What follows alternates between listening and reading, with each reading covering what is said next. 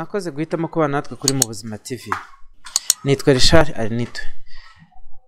Uyu munsi turaganira kuri coronavirus. Iyo mvuze kuri coronavirus, mpita numva utuntu tunyurutse mu mubiri.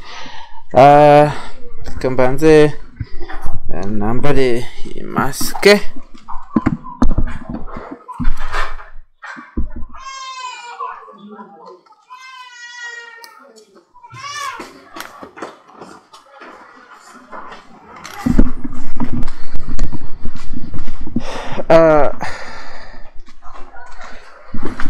Imana irinde Abashinwa, God be with China, barinde kubera iki cyorezo cya coronavirus kimaze guhitana abantu benshi mu by'ukuri.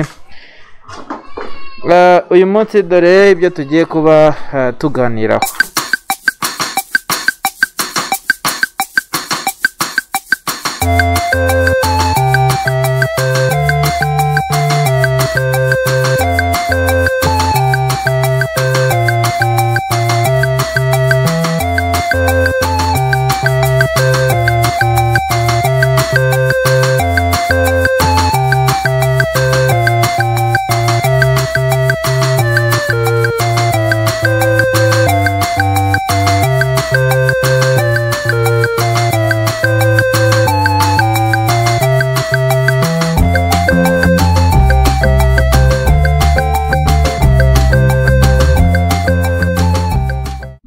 Icyorezo cya coronavirus ntabwo kiragera mu Rwanda ndetse nta nubwo kiragera no hafi yarwo muri aka karere duherereyemo, ariko ni byiza yuko tuyiganiraho kugira ngo abantu babashe kwisobanukirwa, bamenye uko yandura, bamenye uko bashobora no kuyirinda, ndetse n'uwagira ibimenyetso agaragaza amenye aho ashobora kuba yagana.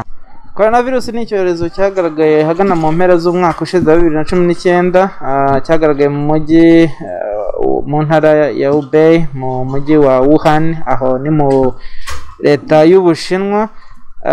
Bivuga yuko kandi ko coronavirus ishobora kuba yarahozeho, ariko virusi yagaragaye muri izi mpera z'umwaka wa 2019 ikaba ari virusi idasanzwe yahawe izina rya 2019 novel coronavirus.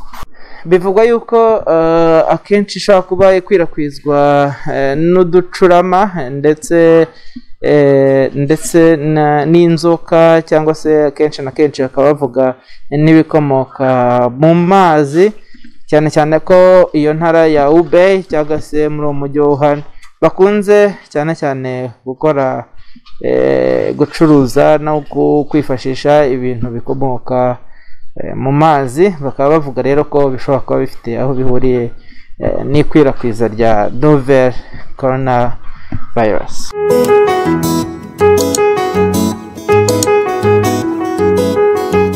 Ubundi ni virusi igendagenda mu mwuka, ariko ukuntu yandura, umuntu ashobora kuyanduza mugenzi we abaye yayanduye, cyangwa se ukaba wakwanduzwa na twa tunyamaswa twavuze haruguru tukunze kugaragaramo iyo virusi.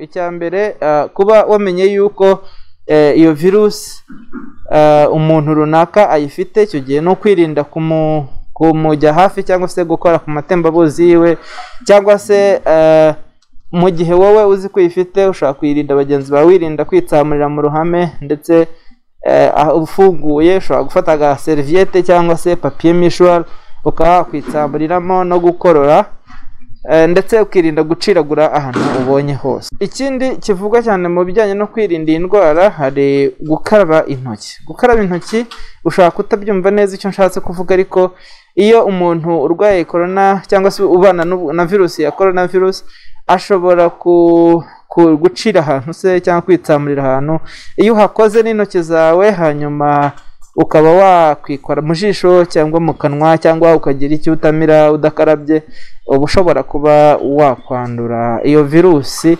kabone niyo yaba atitsamuriye hafi yawe cyangwa se atahakororeye.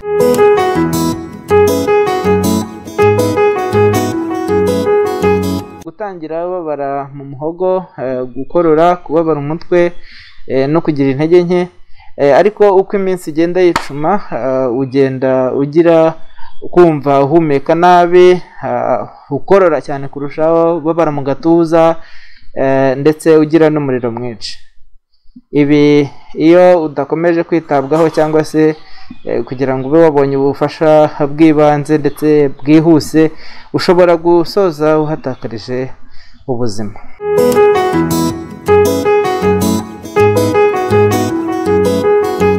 Coronavirus ntabwo uwo munsi yagufashe aribwo ugaragaza ibimenyetso, ahubwo ibimenyetso bivugwa yuko umuntu ufite cyangwa se ufashe cyangwa se ugize aho ahurira na coronavirus ushobora gutangira kugaragaza ibimenyetso hagati y'iminsi 2 n'iminsi 14. Ubwo no kuvuga ngo iyo umuntu amaze iminsi 14 cyangwa se inarengaho gatoya ataragira ikimenyetso na kimwe agaragaza mu byo tumaze kuvuga haruguru, icyo gihe niyo yaba akeka ko hari aho yahuriye na coronavirus, ntabwo aba aragize ibyago byo kuyandura.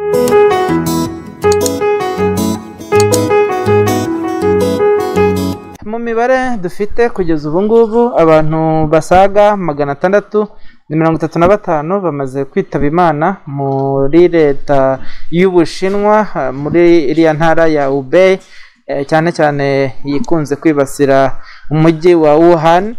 Abantu basaga 335 rero nk'uko twari tumaze kubivuga bamaze kwitaba Imana bazira coronavirus cyangwa se novel coronavirus, mu gihe abarenga 31,226 aribo bivugwa ko bamaze gufata iyi ndwara.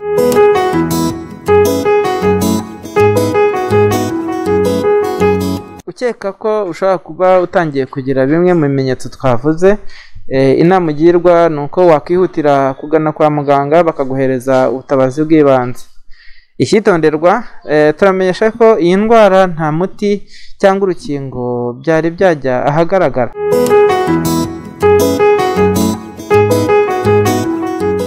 Dusoza rero turasaba yuko abantu bita cyane ku kugira isuku, cyane cyane isuku yo mu ntoki, ukirinda kwegerana n'abantu ukeka yuko bashobora kuba bafite aho bahuriye n'iyi virusi. Ikindi kandi ukabasha kujya ubona uko wambara udupfukamunwa nk'uku nguku nakambaye kugira ngo ubashe kwirinda. Ikindi ushobora gukora ni ukuteka neza ibyo ugiye guteka, ni ukuvuga nk'inyama cyangwa se pork cyangwa se inyama y'ingurube cyangwa se ibiguruka. Igihe uyitetse biba byiza ko uyiteka igashya neza. Irinde kwegerana bya hafi n'umuntu ukeka ko afite ibimenyetso by'ibicurane. Ngiyo rero coronavirus. Mwakoze kuba mwakurikiye iki kiganiro, nahanjye nahawe kugira ngo undinde, nkurinde, turinde igihugu cyacu, aho mugire ubuzima buzima.